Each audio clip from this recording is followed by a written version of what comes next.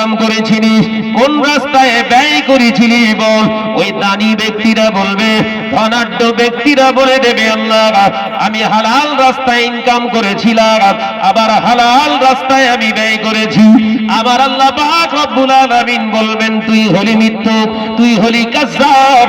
দুনিয়া জমিনে গরিবের মাল মেরে মুছড়ে, গরিবের ধোঁকা দিয়ে দুনিয়া জমিনে রাস্তা ঢালাইয়ের জন্য সরকার বরাদ্দ করেছিল, সেই টাকা তুই ঝেড়ে খেয়ে দুনিয়া জমিনে অন্যের ঘর দিয়েছিল সরকার, সেখান থেকেও কাটমানি খেয়ে দুনিয়ার জমিনে তুই অর্থ ধন সম্পদ কামিয়েছিলি।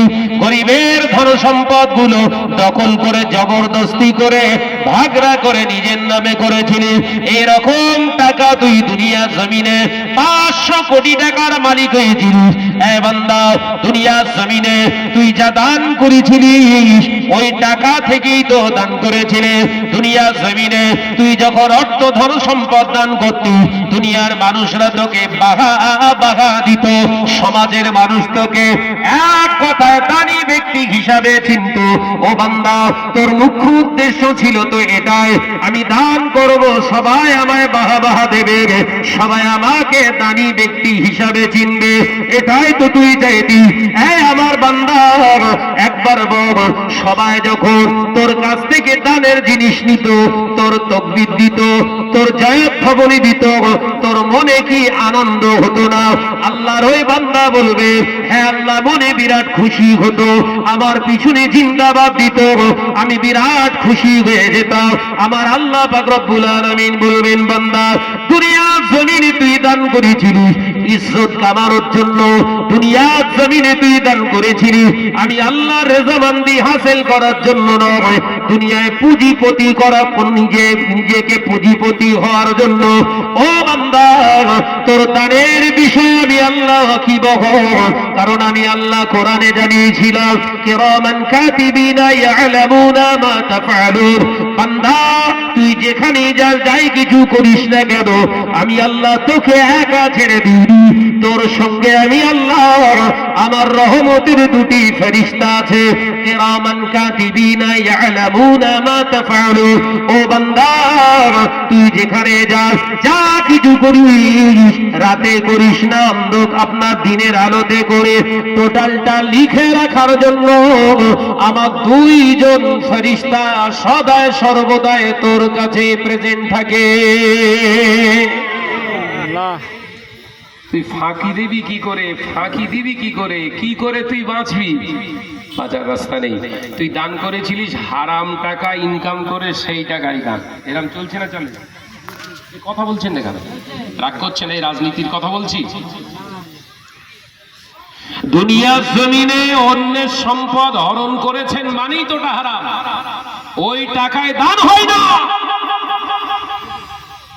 মিথ্যা কথা বলে, চিটিংবাজি করে, ছয়চতেরি করে, গরিবের সম্পদ আত্মসাৎ করে, সুদের ব্যবসা করে, ঘুষের ব্যবসা করে, দুনিয়ার জমিনে মদ জুয়া যত রকমের জেনা আছে সব করে যতটুকু অর্থ আপনি কামাই করেছেন, এটা লিখে রেখে দেন। টোটাল সম্পদটাই হলো আপনার জন্য বিষয় নয়, বিষ।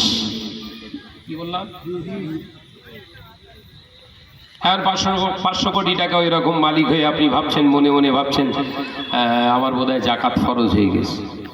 আল্লাহর কসম করে বলছি, ওটা 500 কোটি না, ওটা 1000 কোটি টাকারও যদি মালিক হন, ওইভাবে মিথ্যা কথা বলে, চিটিংবাজি করে, লটারি কেটে, গরিবের মাল ফাঁকি দিয়ে, অন্যের ধোঁকা দিয়ে, মিথ্যা কথা বলে ইনকাম যত করেছেন, ওটা যদি পরিমাণ 1000 কোটিও হয়, ওর থেকে এক পয়সাও জাকাত ফরজ না। বুঝতে পারছি? কিন্তু এখন অস্ত হয়েছে এরাম, আমাদের মতো সব কিছু বক্তা, হাইব্রিড বক্তা বেরিয়েছে, হুজুর বেরিয়েছে, তারা ওয়াজ করে কি, বাবা টাকা থাকলে জাকাত দাও। এই কথা বলছেন না কেন? আল্লাহর কসম করে বলছে, এটা কোনো শরিয়াতের কথা না।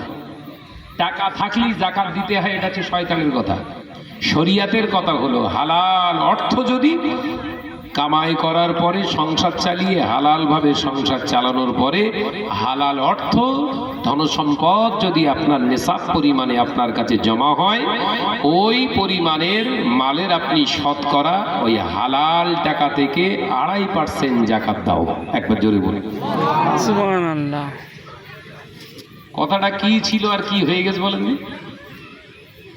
আলোচনা বুঝছেন তো নাকি? ওই জন্য এলাকায় দেখবেন সব থেকে বেশি ধান্দাবাজ চিটিংবাজগুলো এখন দানি সেজে ঘুরছে। রমজান মাস এসে গেল, ইফতারের মজলিস দিয়ে দে। মজলিস বলে না, বলে পার্টি। কতজন না 10,000 লোকের ইফতারের অ্যারেঞ্জ। আরে বাপরে বাপ, হয় ভাবছি সত্যি শাহনাজ ভাইয়ের তুলনা হয় না।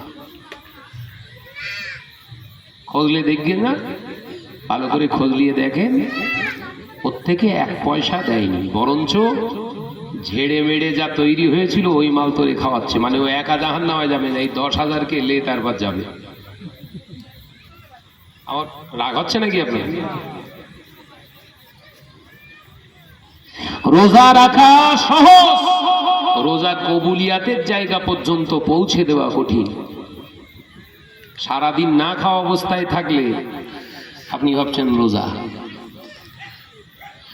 সিয়াম আত্মসংযম, আপনার আত্মশুদ্ধি, আপনার ঈমানি চেতনা বোধ শক্তি বাড়ায়। একবার জোরে বলুন। তা রোজা রাখার পরে যদি আরাম করে মাল যদি বিসমিল্লাহর সঙ্গে আপনি ঢোকান, আল্লাহুম্মা লাকা সুমতু, কত রকমের দোয়া। আল্লাহুম্মা সুমতু লাকা ওয়া তাওয়াক্কালতু আলা রিজকিকা ওয়া আফতারতু বিরাহমাতিকা ইয়া আরহামার রাহিমিন। কই খোরমা দে, খোরমা দে, ইফতার করা সুন্নত, আগে খোরমা খা। একবারও বললো না হারামখোর, খোরমা দিয়ে ইফতার করা সুন্নত, ওটা পরে হবে নি। হালাল মাল থেকে ইফতার করা সুন্নত।